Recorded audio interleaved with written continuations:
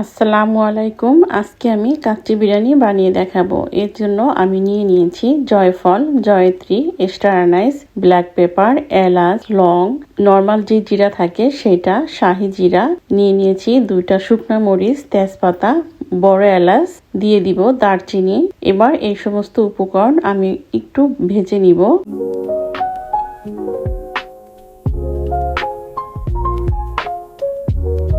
হয়ে গেল ভেজে নেওয়া। এবার এটাকে আমি গুঁড়ো করে নিব। এবার একটা বলে নিয়ে নিব পেঁয়াজ বেরেস্তা। এই পেঁয়াজটাকে একটু ভেঙে দিব আমি। এরপর এর সাথে অ্যাড করব 2 টেবিল চামচের মতো আদা রসুনের পেস্ট। দিয়ে দিব 5-6 টেবিল চামচের মতো টক দই। এটাকে আমি পানি ঝরিয়ে নিয়েছি। এর সাথে আরো দিয়ে দিব বাদাম বাটা। এখানে আমি কাজু বাদাম, কাঠবাদাম আর নর্মাল যে বাদামটা থাকে সেটা পেস্ট করে নিয়েছি। দিয়ে দিব টমেটো কেচাপ 1 টেবিল চামচের মতো, রেড চিলি পাউডার দিয়ে দিব 1 টিস্পুন, ধনিয়ার গুঁড়া 1 টিস্পুন, জিরার গুঁড়া 1 টিস্পুন। দিয়ে দিব পেঁপে বাটা 3 টেবিল চামচের মতো। আর যে মশলাটা আমি ভেজে রেখেছিলাম সেটা গুঁড়ো করে নিয়েছি, সেটা দিয়ে দিলাম। এবার দিয়ে দিব স্বাদ অনুযায়ী লবণ। এরপর এই সমস্ত উপকরণ আমি খুব ভালোভাবে মেখে নিব। এবার আমি তেল দিয়ে দিব পরিমাণ মতো। এখানে আমি পেঁয়াজ বেরেস্তা করা তেলটাই দিয়ে দিলাম। এগুলোকে এবার খুব ভালোভাবে মেখে নিয়ে আমি একটু ফুড কালার দিয়ে দিব, এতে সুন্দর একটা কালার আসবে।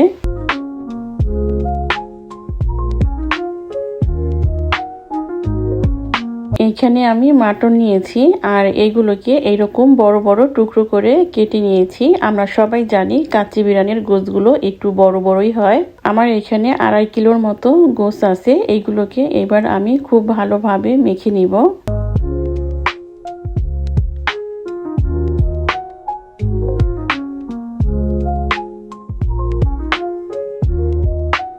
হয়ে গেল মেখে নেওয়া। এবার একটা প্লাস্টিক র্যাপ দিয়ে এটাকে পেঁচিয়ে আমি রেস্টে রাখবো 5 থেকে 6 ঘন্টার মতো।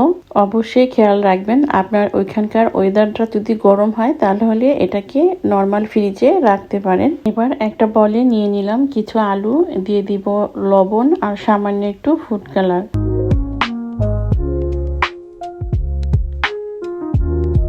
এগুলোকে মেখে নিয়ে এবার আলুগুলোকে আমি ভেজে নিব।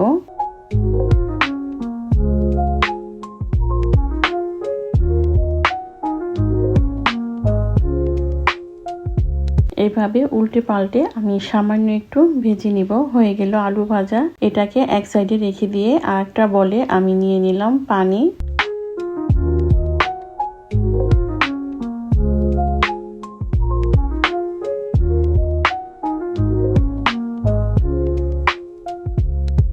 দিয়ে দিব দারচিনি, কয়েকটা তেজপাতা,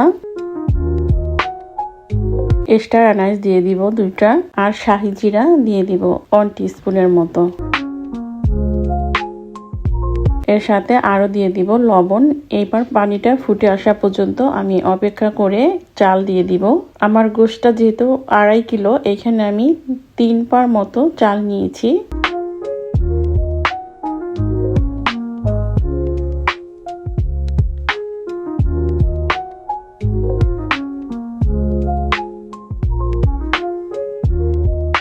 এবার চালটা 80% সিদ্ধ হওয়া পর্যন্ত আমি অপেক্ষা করে এটাকে নামিয়ে নিব। এরপর আরেকটা প্যানে আমি নিয়ে নিব 2 কাপ লিকুইড মিল্ক। দিয়ে দিব পাউডার মিল্ক 1/4 কাপের মতো। ঘি দিয়ে দিব 1/2 কাপের মতো।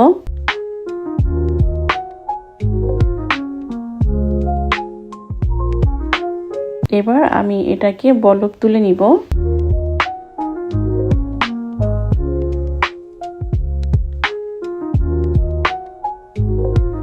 বলক চলে আসছে। এরপর আমি দিয়ে দিব কেওড়া জল। এবার চুলাটা বন্ধ করে এটাকে আমি এক সাইডে রেখে দিব। আমি ফিরে আসলাম 5 ঘন্টা পরে।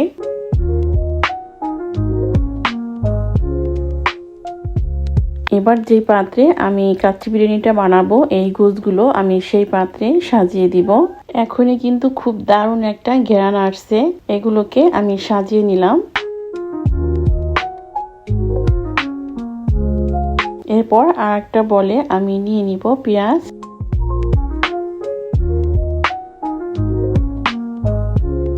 এর সাথে অ্যাড করব কিশমিশ, দিয়ে দিব আলু বোখারা,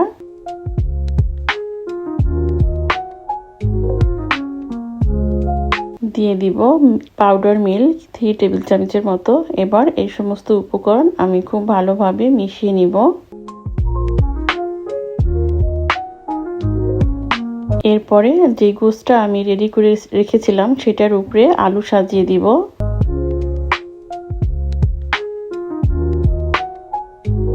দিয়ে দিব পেঁয়াজ বেরেস্তা। এরপরে যেই ঘি আর মিল্কের মিশ্রণটা রেডি করেছিলাম সেটা দিয়ে দিব। অর্ধেকটা আমি এখন দিলাম। উপরে আমি রাইসটা দিয়ে দিব।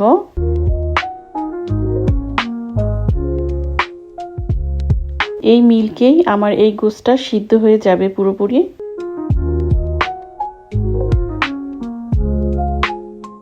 এরপর উপরে আবার আমি পেঁয়াজ বেরেস্তা দিয়ে দিব।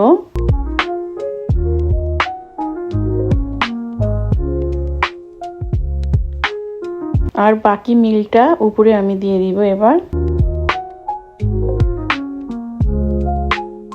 মিলটা দেওয়া হয়ে গেলে এখানে আমি একটু ফুড কালার দিব। আমি অরেঞ্জ ফুড কালার নিয়েছি। এরপর ফয়েল পেপার দিয়ে এটাকে খুব ভালোভাবে পেঁচিয়ে নিব। আমি 3-4 বারে এটাকে খুব ভালোভাবে পেঁচিয়ে নিলাম যেন ভাপটা বের হয়ে না আসে। আপনারা এখানে আটা ডোর মতো বানিয়ে সেটাও চারপাশে লাগিয়ে নিতে পারেন। চুলায় একটি ফ্রাই প্যান দিয়ে এর উপরে আমি পাতিলটা দিয়ে দিব।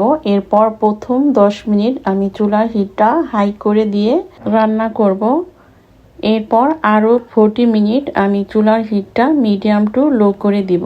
মোট 50 মিনিট পর আমি ফিরে আসলাম। এবার আমি এগুলোকে উলট পালট করে নিব। বিরিয়ানিটা হয়ে গেলে আপনারাই বুঝতে পারবেন, কারণ এতে অনেক সুন্দর একটা ঘ্রাণ সারা ঘরে ভরে যাবে। দেখুন গোশটা কিন্তু সিদ্ধ হয়ে গেছে।